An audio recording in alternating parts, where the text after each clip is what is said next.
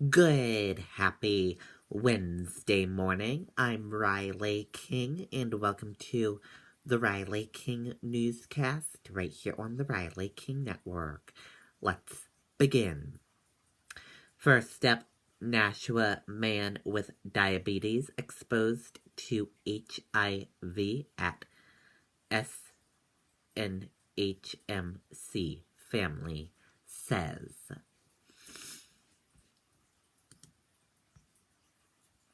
Let's take a listen to the video from WMUR News 9.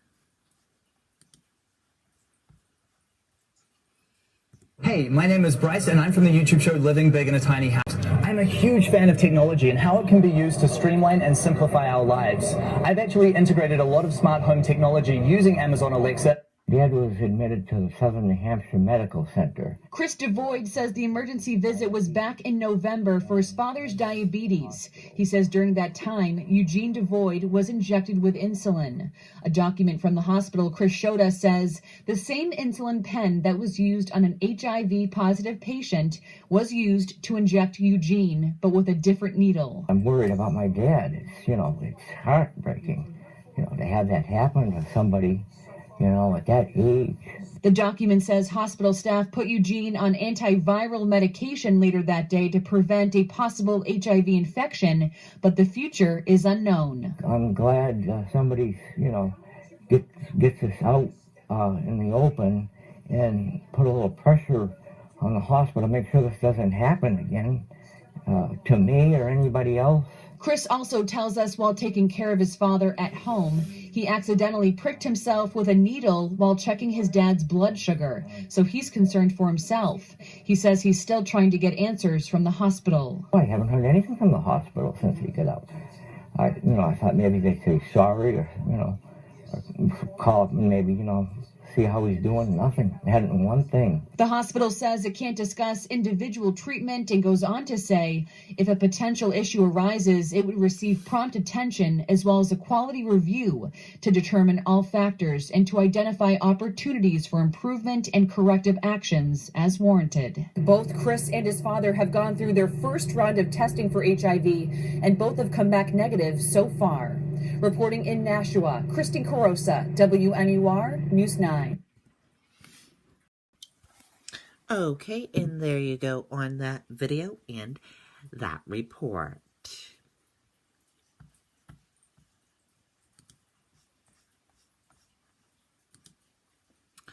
Former Celtics NBA champion Hall of Famer dies at 71.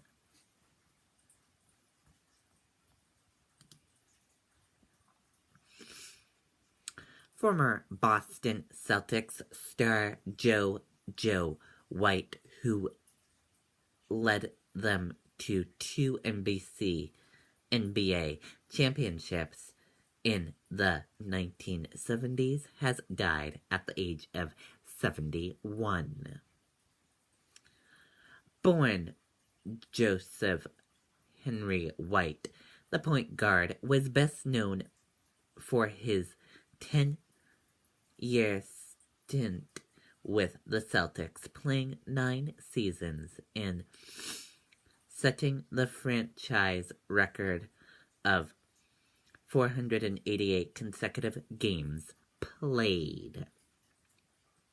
White won NBA championship with the team in 1974 and 1976, winning the NBA Final MVP during the team's second run. He played basketball at the University of Kansas and represented the U.S. men's basketball team during the 1968 Summer Olympics. White was drafted in 1969 in the first round by the Celtics. The 6'3" point guard was named to the NBA All-Star team 7 times and had his number retired by the Boston Celtics.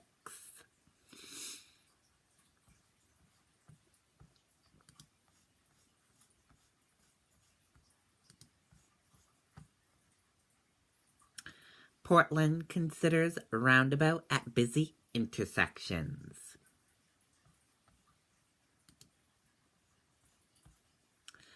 Let's take a listen to the video from WMTW News 8 Maine.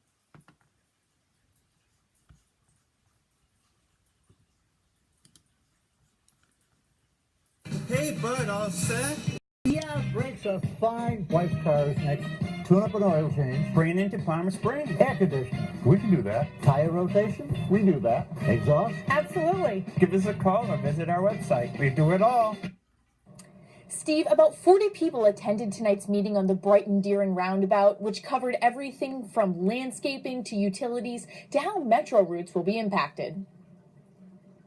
We were excited about the roundabout from an aesthetic standpoint. We live right at that intersection. Emily Chaliff knows what a mess this six-way intersection can be and says she came into tonight's meeting optimistic about the idea of a roundabout. Not only is it an eyesore, but it's very difficult to cross. But after listening to the city's presentation and seeing the design for herself, she says she now has some concerns. I didn't hear clear answers about what happens when kids cross these kinds of roundabouts. Safety, one of the main topics of tonight's discussion, and something former City Councilor Ed Suslovic believes this plan will deliver. What convinced me about going with a roundabout is that it is safer. It's different, and I think some people are concerned about it's different, so they're a little less comfortable with it. He says that the tight design will not only slow drivers down, but also mean pedestrians will only have to look for traffic coming from one direction. Right now, that intersection is a free-for-all. And I'll tell you, not many kids wait for the walk sign. Suslovic says he feels satisfied with the research and work done to design the plan and hopes the city moves forward. I think the biggest challenge is going to be the inconvenience of the construction, because that's going to be nightmarish. As for where we go from here, the city says that they will take the residents' comments into consideration, but one thing is clear, this plan is still a long way from becoming a reality. Live in Portland tonight, Erin Dixon, WMTW News 8. Okay, and there you go on that video and that report.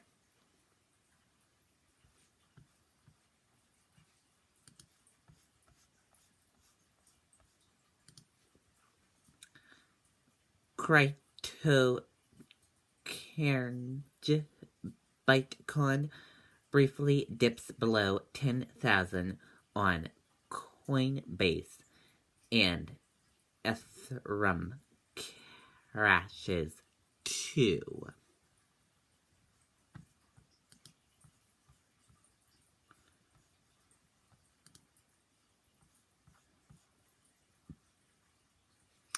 Bitcoin briefly plunged below 10,000 late Tuesday afternoon on Coinbase after first topping the physiologically key level in late November.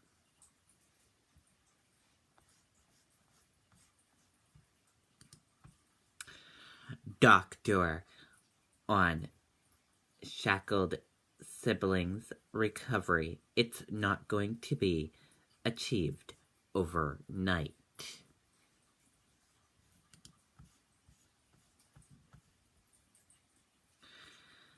The staff of a Southern California hospital was reduced in tears at the sight of 7 of the 13 malnourished siblings who were admitted after authorities discovered they were being held captive by their parents. Officials from the Conroe Regional Medical Center told ABC News those 7 siblings are all adults.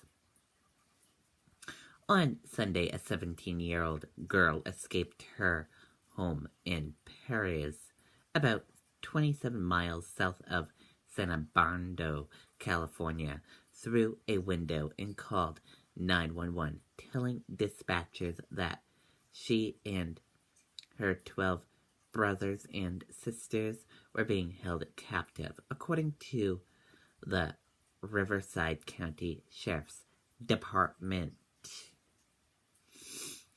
When responding officers arrived, the teen was so imitated that they said she appeared to be only 10 years old.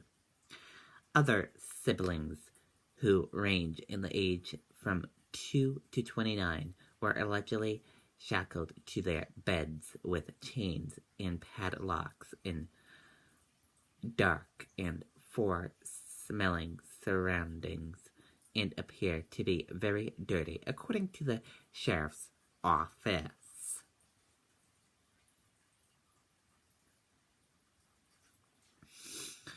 The Corona Regional Medical Center in Corona, California, is treating all 7 of the adult siblings, 5 females and 2 males, ages 18 to 29. Affer said, adding that he has never seen mistreatment of this magnitude. Dr. Fier Capital, the hospital's director of internal medicine, told ABC News that her first impression when she saw the siblings was that she was in the pediatric unit.